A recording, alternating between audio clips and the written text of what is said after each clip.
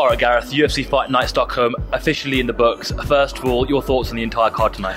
Not good for the Swedes, but a really exciting event. My ultimate feeling is that when they have another big event in Sweden in a year's time, excuse me, emotion, they may have to have Alex Gustafsson headlining it. A really good card from top to bottom, as the same old cliche of, you know, don't count on a card until it happens. Dana White would have been throwing cliches out at the press conference if he had been there tonight.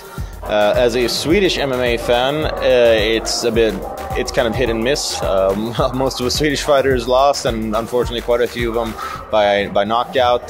However, we got to see very many entertaining fights. I think those fans who were criticizing Chamatkar, saying that it's not going to be exciting, we got to see plenty of finishes, plenty of knockouts, a great fight between Dennis Siver and Charles Rosa, and in entertainment aspects, I'd say it delivered. A lot of controversy though in this card. Obviously we saw a very, very late stoppage in the Holloway-Coruscant fight, and also the judging in the main event where we had one judge score it 48-47 for Gunnar Nelson, and then another judge gave it 50-44, I believe, for Rick Story. So what did you make of the controversial aspects of the night?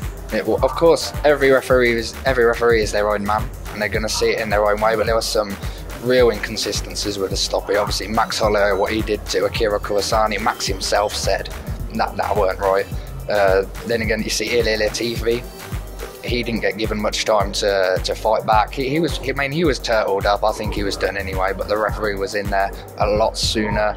The judging controversy in the main event, well, at least Story got the win, which is important. When you get to the main event, very odd card scoring, but you know, first round was definitely, in my mind, Nelson's. Second round could have gone either way, so maybe you give that to Story. I think he won the last 3 rounds, so I think it's a 4-1. If you give the second round to Nelson because it was close, it's a 3-2 to Story. No way did Nelson win the fight for me.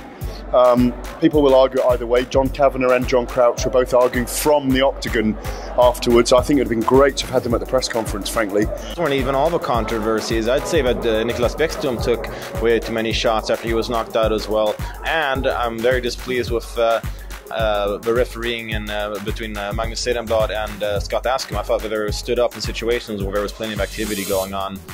It's hard. It is what it is. You know, you can't change anything now, but I think I'm displeased with it. And I'll be honest, I was reading comments and hearing stuff from Swedish fans who were saying right after the event that this is going to cause the UFC not to come back to Sweden, which is why I asked a question at a press conference, and I think it will return. But I think it raises some questions, to say the least. Well, the main event, I think a massive upset. All the media and a lot of people we spoke to this week, had Nelson. Most of people gave a comfortable victory for him, maybe a first round submission, and it was a total opposite. So break down the main event and obviously talk about what this means for Rick Story. Well, I was one of them people who said Gunnar Nelson by clear-cut decision, and I don't want to sound like I'm backtracking, but I mean, the more I think about it, it's like, why did I ever think that? I completely hold my hands up. I had Gunnar Nelson winning this fight pretty easily, to be honest. Just goes to show that I was wrong, and I have no problem admitting that. Rick Story had the absolute perfect fight for Gunnar Nelson, and now maybe we've seen what the foil is to beat Gunnar Nelson, or what was the foil to beat Gunnar Nelson, because he's going to go back to John Kavanagh. They're going to analyse it. I don't think Gunnar will lose. If he does lose again, it won't be in that manner. I think I was the only one who at least was correct in picking decision. I did pick the wrong fighter though. I certainly was not expecting that. Unfortunately, some of the controversy of the judging took away from Rick Story's win, but he fought a perfect fight. I think it was just the first round where I was thinking, okay, he's falling into Gunnar Nelson's sort of style, but second round he turned it on, and I thought that it was a very impressive performance, and I'm also very impressed by Gunnar Nelson for being able to survive that fourth round where I think a lot of other fighters wouldn't have been able to do so. The Rick Story left hand won the fight tonight. Tenacity all over him like a rash, and he finally wore him down. He hurt him in the third, he hurt him in the fourth. He kept scoring with the left hand, he kept scoring, but early on in the fight Gunnar kept his hands up more, and I think He got confident. In the second round, he was still looking to be flamboyant and flowing on his feet. He should have just gone for the takedown, get it to the ground. And I think he could have done something with Story on the ground for a couple of rounds. He played into Story's hands, in my view, in this fight. Story of the left hand.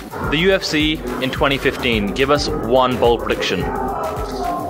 Well, I'm patriotic, so I'm going to say the UFC, they're not pleased with lacking the 4,000 extra seats in Globen. So they decide to go south to Malmo Arena. They put Ilir Latifi on the main card, which is enough to sell it out, in combination with a few very cool European fights. I think the UFC will set records, maybe highest gate in Europe for the Aviva next year. It wouldn't be beyond the realms of possibility to see Dublin, Conor McGregor title fight, Paddy Houlihan co-main event. Wow. That's, you know, best case scenario. I'm looking at it from an Irish MMA point of view. That's what I think the fans would love. That may even do Croke Park instead of the Aviva Stadium, but we'll see what happens. It'll still be here. And you will. And I will. And he will. Hopefully.